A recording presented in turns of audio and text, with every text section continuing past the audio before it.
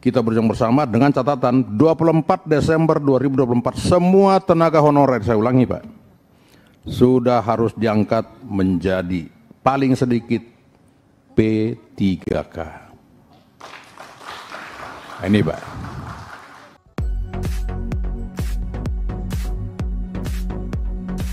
Untuk memastikan teman-teman non-ASN yang sudah mengabdi lebih dari 5 tahun dan diangkat dan dipastikan menjadi ASN P3K Desember 2024. Tapi yang tidak perlu kalah kita cermati pimpinan dan Bapak Ibu semuanya, bagaimana mengawal implementasi tersebut, bagaimana mengawal rekomendasi yang diberikan Bapak Ibu Komisi 2.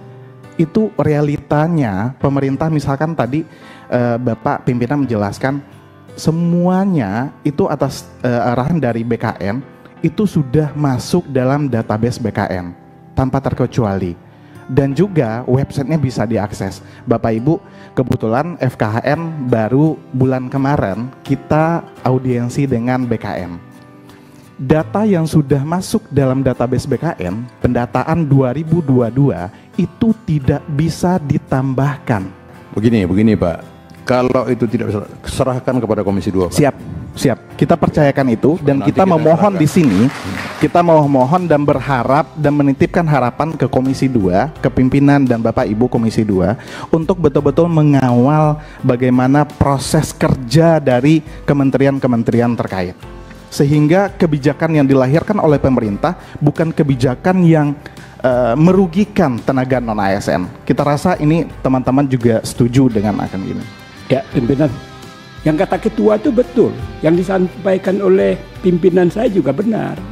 Yang jadi persoalan adalah orang yang bekerja 5 tahun secara terus-menerus, tetapi dia tidak termasuk pada update data.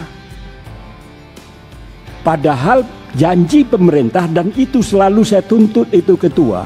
Dan ketua juga pernah menyampaikan sinyalemen di luar 2,3 juta ini masih ada diduga jumlahnya yang tidak terdata itu adalah sebanyak 3 juta orang. Mungkin termasuk yang Adinda sampaikan itu. Jadi ketika itu memang ada 2 tahapan ketua.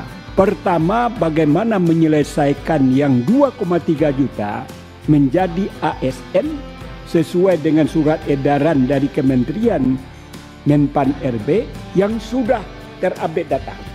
Ada di daerah saya kerjanya di pasar tapi dia terangkat sebagai pegawai negeri. Kan ini zolim namanya. Orang sudah 20 tahun dia jadi honorer tapi dia tidak bisa diangkat sebagai karena dia tidak punya akses terhadap kekuasaan. Nah, mental kita juga nggak boleh seperti itu. Karena pasti bapak-bapak sekalian juga berhubungan dengan kekuasaan di bawah. Revolusi mental kita kan masalah di sisi ini. Sehingga apa? Begitu dia terangkat pensiun Pak Ketua. Ini yang kejadian di daerah kita, di bawah. Dan yang merasakan ini pasti masyarakat kecil yang tidak punya akses pada kekuasaan. Coba saya mau tanya, siapa yang punya akses dengan operator? Pasti dia bisa merubah ini dah, podik, segala macam. Kuncinya ada di operator. Nah, ini yang harus kita kawal bersama-sama. Soal data up and down Ketua, tergantung pilkada. Kalau ini nanti November pilkada, honorer akan tambah. Ini juga harus kita perhatikan. Karena kementerian ini mereka punya anggaran yang mereka harus proyeksikan sesuai dengan penerimaan P3K dan ASN.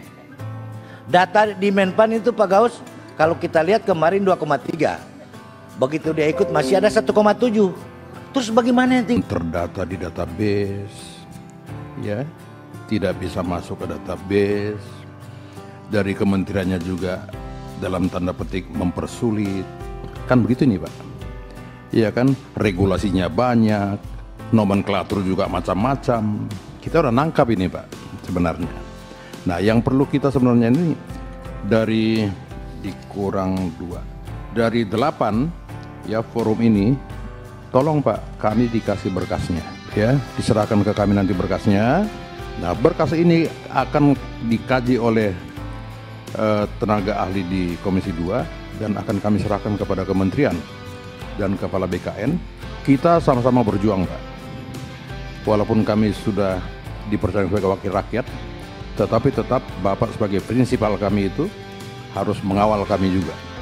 Kita berjuang bersama dengan catatan 24 Desember 2024 semua tenaga honorer, saya ulangi Pak, sudah harus diangkat menjadi paling sedikit P3K.